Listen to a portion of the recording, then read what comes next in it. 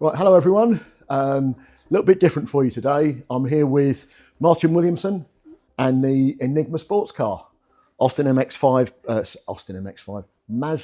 MX-5 based. Freudian slip there. Yeah, inspired by the Austin Healey 3000. So this is Martin. I'll let you introduce yourself. Yep, okay. Hi, I'm Martin Williamson, founder of Healey Enigma. There's a million backstories to it, but I'll keep to the truth. No, I'm joking. Yeah, when you had the Freudian slip there about the Austin Mazda, really the reason why we started it was because we, as you know, we've done many incarnations of Healey replicas over the years. Some good, some bad. No, not really, but There's been a few. Yeah, there's been a few. Yeah. And amazing things happened over a period of 20 years, I suppose. But this particular one it all started really from a joke where we were in Italy and we were talking to this guy. We went to visit a factory in Modena, which was the old Magusta factory, or the Tommaso Pantera factory, and which became apparent that Rover had just bought it for $5 million. This must have been circa 2001. And we jokingly said, we've been making Healey replicas for years. You own the name Austin Healey. Why don't we make one? And this Italian works director guy took it literal and put me in touch with two of the Phoenix 4, who I contacted and ended up going to Longbridge, where, the rest is history, so to speak, until they went bust. We signed a contract with them that we'd style a body to go on one of their particular chassis, and that's what we did. And then about a week before we were about to ship it, the really early car, that is, it turns out they went into liquidation. So I sort of sat on it for 5 years and then restyled it again and decided, I've gone to all that trouble, we'll make a new one, which we did. And by that time, I've been introduced to some friends in Latvia who still to this must be 10, 12 years ago now. And to this day, as you know, they're in the workshop and, we've still carried on. But we're doing other things as well. We're not just doing Enigmas. Yeah.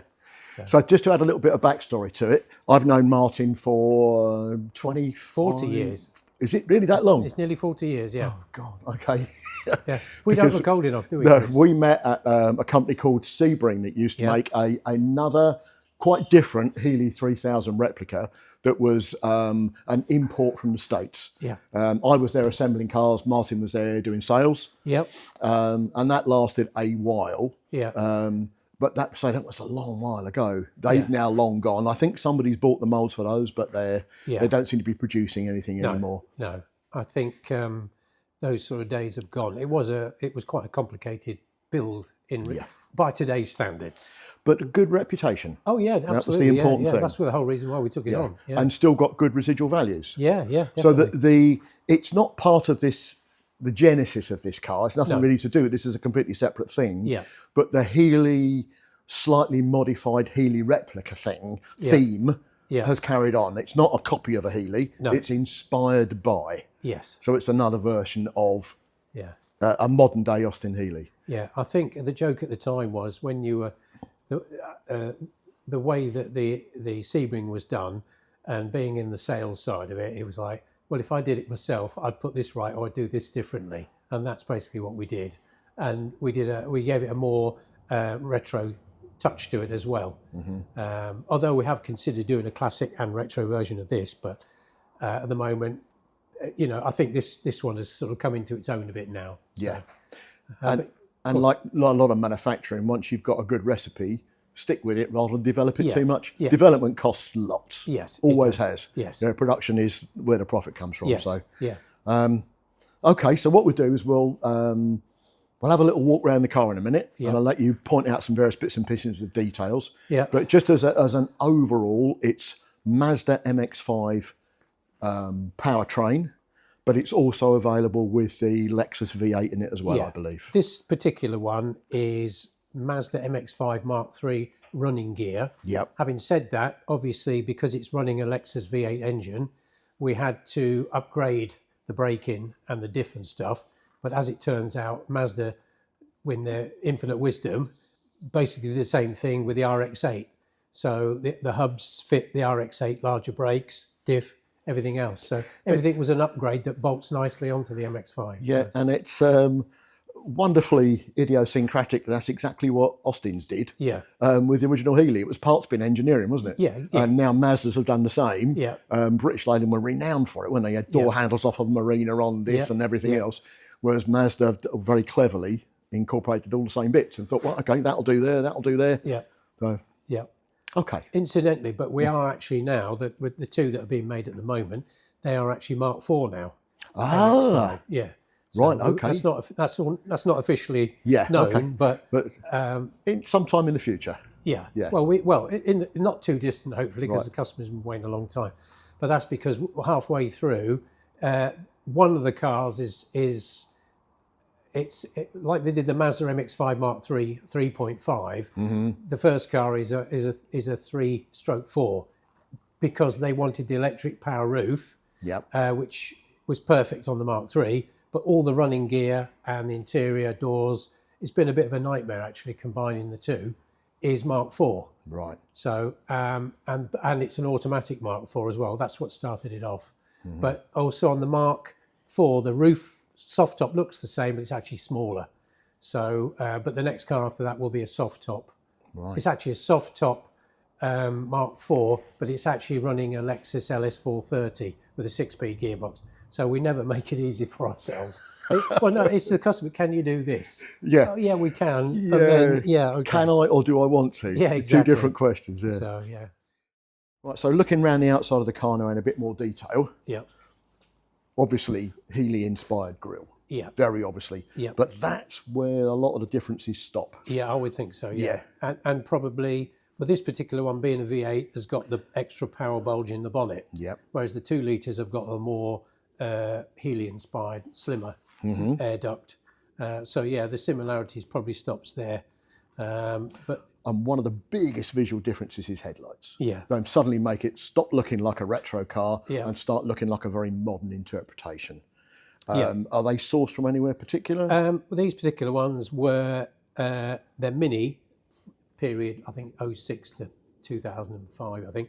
But they are North American, believe it or not. So they've got the all-day running lamps and they're tinted and they've got the halo.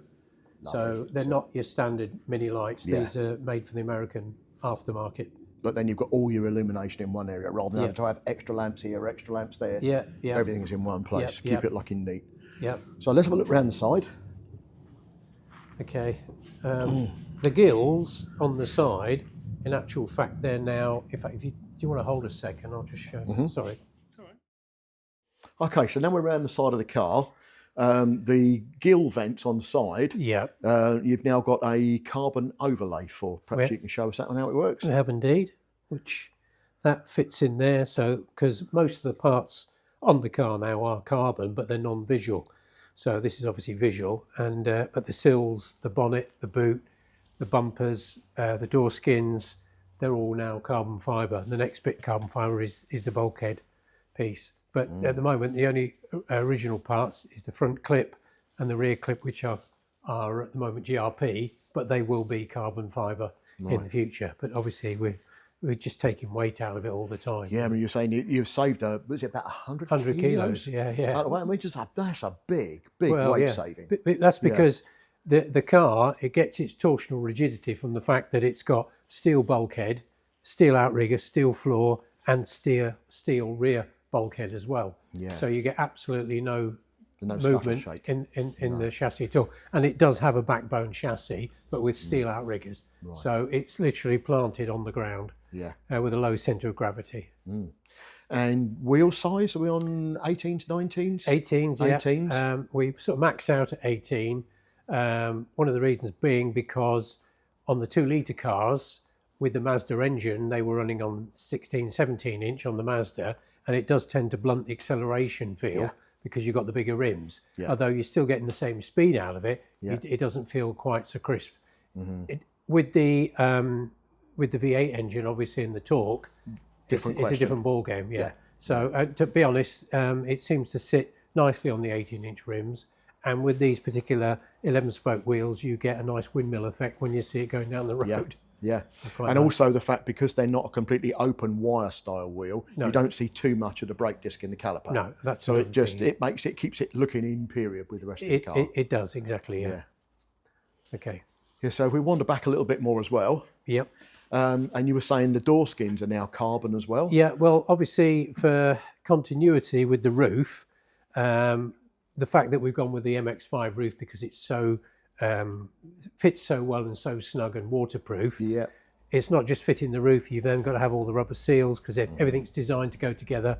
And then you had to have the Mazda windscreen, and then we had to mould the Mazda windscreen surround, which we put a roll bar in, even though you've got the roll bar here. Yep. And then obviously that meant we had to go with the door. But on the earlier car, the door was only sort of 3 foot something, and we lost the sense of scale because the Mark III door was actually 4 foot long, so it made the front of the car look snub nosed almost. Yeah. So, but we've actually now brought the front of the car longer, but we've put another 75 mm in here. Yeah. Which sort of spaces the door nicely and gives it a longer, sleeker look. And isn't it funny how 75 mm doesn't sound very much until you stand back and look at it? Exactly, yeah. So it always looked a bit like it was snub, but that's because the original door came down here. Yeah. But obviously, you benefit from the 4 foot door because obviously you've got a lot more room to get in and out of the car. Yes. So you get that nice solid feeling here because it's all steel bulkhead up in here. Yep. Because it takes the strength with the roof and the roll bar, and we just reskin it with our own skin to get the swage lines in. So. And with nice parallel door hinges, you don't get the leg scissor that we used to experience on the Sebrings all those years ago. It was almost like it was ahead of its time with an uplifting door. yeah, until it caught you across the shins. Yeah, because it did weigh a few pounds, didn't it? And some cars, well, only two, but it's the options there. Some people tend to go for the Healy look with the two-tone paintwork. Yes, above and below, because you've got a nice brake line, haven't you? Yeah. But this white obviously benefits from just the single colour, I think. You could probably put a pin line in there, but to be honest, it looks pretty good as it is. So simple, that's the thing, Yeah, keep it clean lines. Okay, so we'll hold that and then we'll move around to the back. Okay, now we're looking at the back end of the car. Rear lights are obviously a very big visual difference from everything that's been before. Yeah. So what are they? What's the story? Yeah. The story was we went with Rover, obviously, when we were producing the prototype body, and it was all based upon the fact that on the contract that once they approved it or they're happy with it, we had free run of their parts bin, or they would take up the tooling costs for a rear light suitable. But obviously, because they obviously liquidated, we carried it on. I thought, well, we didn't want to go with the aftermarket round lamps because they date it very much. Yeah.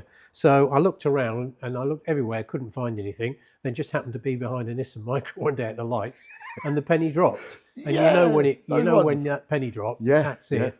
So went out and bought a pair, and we only had to slightly change the angle of the back end in order to accommodate them, and job done, because you've got your indicator, your high vis and your fog lamp, and they're obviously kite marked and approved, so no problem. Perfect. And even you've got you can use your Mazda high level brake light. Yep. Yeah. So, and the only other addition is we've got a rear camera, because on the ICE system inside, most people, because you sit low in the car, when you're parking, you've got the lines on the parking assist camera, so that helps with parking. And I suppose people have got used to that now, and it's not a novelty anymore. You get out of your current BMW, you're used to having a reversing camera, not looking in the mirrors anymore, so it needs to be peace of mind, isn't it? Yeah. So that solves that. Nicely integrated exhaust, tucked up into the rear valance. Yep. And it's on a 21 plate. So let's explain a bit more about that. It's not on a Q plate. It's not a kit car. It's got no pretensions to be a kit car. No. It's a new car. It's a new to car. all intents and purposes. Yes, yeah. Obviously, you're allowed the one second-hand part, which is the V8 engine. But every one we buy, even though they're low mileage donors, this particular one's LS400, but we're now using LS430s. But the prerequisite is we don't buy any donor engine over 75,000. It's a running car with an MOT, and then we hoik out what we need. It goes back to the factory, and then it's completely stripped down, and then we get Rock Auto. Couldn't think of it the other day. Rock Auto engine rebuild kit from America. It's like $600. But it's everything. It's everything. It's everything. So it's all documented, and then with obviously the labour costs, it comes out about £3,000 to rebuild it. And then obviously that helps towards the new registration because everything else is new. So and you can honestly say then, hand on heart, to all intents and purposes, it is a completely new car all the way through. Yeah, with your new chassis, because new body. That's been rebuilt to as new spec. Everything else has been done all the way through. Yeah, the gearbox has been rebuilt as well. Yeah. So, but actually, at Latviia, we actually get exchange gearboxes. So So that's we don't mess about with those. But yeah, it is. So it's worked out quite well. It's almost like it was all meant to go together. Perfect. So can we have a look in the boot as well? Yeah, I'll just open it up. Obviously got electric release on your key fob, and it just goes up. It'll stay up. Yep. And so it's got a latch thing there. Lovely. So, I don't know how much of that you can see, Laurie, but there's a big old boot in there. Yeah, it goes right. And even though it's all black, back. so it's not going to pick up very much, it goes right the way back, and it goes right the way in both sides. Yeah. And did I hear you right say it fits a set of golf clubs? Fits a set of American golf clubs. Yes. So and that was obviously part of the spec for the for US market, which was Rover's predominantly market. Yeah. I mean, if you think about it, 500 units a year. That's just 2 in every state in one dealer. Yeah. So that was the lifesaver we hoped at the time. Yeah. There's a cover that goes over there as well. A GRP cover. And if you do want one of the rarest cars in the golf club car park, you've probably got it. Yeah, well, there is a couple out there, and they say don't make any more because we're quite happy. There's Ferraris everywhere. Well, they get invited into everywhere, don't they? Yeah. You know? Yeah. So just to be different. Yeah. So they've enjoyed that. There's a story there with Jay Leno somewhere, but I can't remember it all. It was about. I think that he was at a show because one of the guys that was distributing it over there. His partner went to school with Leno, and Leno came onto a stand, and he was, where's mine then? And, I've heard of these. Yeah, and I think Leno said, oh yeah, where's mine? And then Pat turned around and said, yeah, but you've got to pay for yours, Jay. That's how exclusive they are. So, hey ho. Right. Now, engines, the important part. Yeah. Now, this is obviously a V8 powered one. Yep. Rather than the 4-cylinder, which is also another option. Yep. Now, did you say it's definitely a Lexus engine? Is this the 400? This is the 400, yeah. And the one you're doing now is the 430. 430, yeah. So tell us a bit more about it and well, how it ended up in there. Well, the 400, obviously, it's a throwback to everyone used to love the Rover V8, but it had its time. Yes, the next generation sort of went for BMW, but the problem with BMW found that once you start dismantling a BMW, everything stops working. You know, when you start taking the ABS system off, the engine management system doesn't seem to want to work. But the beauty of the Lexus engine is, obviously, it's virtually a copy of the BMW engine. You could say one's a copy of the other, but you can virtually do anything to it, and the ECU will just pick out the parts it doesn't want, and it still runs. So, and that gearbox runs on a 4-speed auto gearbox. I think it came out about 280 horsepower, but we went for the 430 because that's up to 350 horsepower with a 6-speed gearbox. Big difference. And quite frankly, and the torque. Yeah. The torque curve is much higher. So I drove a 430 the other day, and I was quite surprised. The top end, it just keeps on going. So. But the earlier cars, I think there's about 8 with this 400 engine, which is brilliant, beautiful, reliable engine. And the other beauty of it is you're getting 28.5 to the gallon. So which makes it a practical proposition. It makes it worthwhile. Yeah. But if you wanted the real economy, you could put the 4-cylinder 2-litre in it. Oh yeah. And then you're up into the mid-30s to the gallon. 35, yeah. Yeah, so it really does become a super practical car. It's strange because you drive a 2-litre and it's a sort of nimble, flying around sports car and more forgiving perhaps because it's got a higher revving engine and the 6-speed box. But when you put the V8 in there, even though it's the same car, well, apart from a few tweaks on the suspension and the braking system, in your mind though, you feel like you're driving a Mustang different convertible. Experience. Yeah, it gives you a totally different experience. Yeah. So it depends what you're looking for, you know. Yeah. Now it's a reasonably tight squeeze in there. It's not crammed in, but it's reasonably tight. So servicing work, I mean, it's not how much servicing it's going to need. It's a Lexus engine. It's not going to have your fingers in there every day. No. But I think you said for major stuff, it comes out the bottom. Yeah, it does. Rather than trying You to drop take it on the out subframe because we modified the Mazda subframe, and I think it's 8 bolts. Obviously, a couple of hoses, your heater hoses, your fuel lines, and it drops out the bottom. Yeah. And but to be honest, for servicing, you can get to the plugs, you can get to the air filter, okay, you can get to the oil filter. Yeah. So it's you can do most of it in situ. It's only if you had a massive failure that you'd want to take it out the bottom. Which is exactly the way all major motor manufacturers assemble the cars and deal with it afterwards anyway, isn't it? We've actually done the same thing, but even things like lambda sensors, you can get to them from underneath. Yeah. You can remove the headers. The only thing that you'd want to drop it out for really is the starter motor, because somebody at Lexus decided to fit the starter motor under the fuel rail in the middle of the engine, which an engineer, isn't it? That's why mechanics hate designers. Yeah, exactly. I mean, just from a packaging point of view, great place because it wasn't doing anything else. Yeah. But as a roadside repair, really? Yeah, impossible. I've got to take the whole top of the engine off. Yeah, you can. I actually did in the early days one because 10 bolts, the whole front came off, and you can do that bonnet off. But as I said, major surgery is drop the whole thing out the bottom. Yeah. So, but other than that, it's fine. And you were saying that on the more modern one, you put the 430 engine in it. Yeah.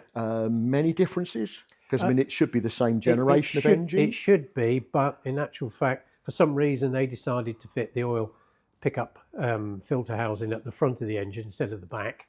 So that meant another modification to the subframe. But what we found on the Mark IV, they've significant changes on the Mazda Mark IV subframe. So it's actually wider and thinner. So we haven't had to do any modification on that one. So you live and learn. But apart from that and slightly different engine mountings, it was fairly mundane. And also it sat a bit higher.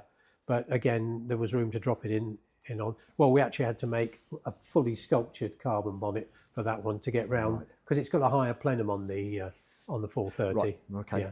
I mean, as we were opening the bonnet, I can't believe how light this actually feels. The fact that it's all carbon, but there's nothing to it. No, there's no weight. Yeah, I think it's 2.5 kilos we took out the bonnet. It's ridiculous.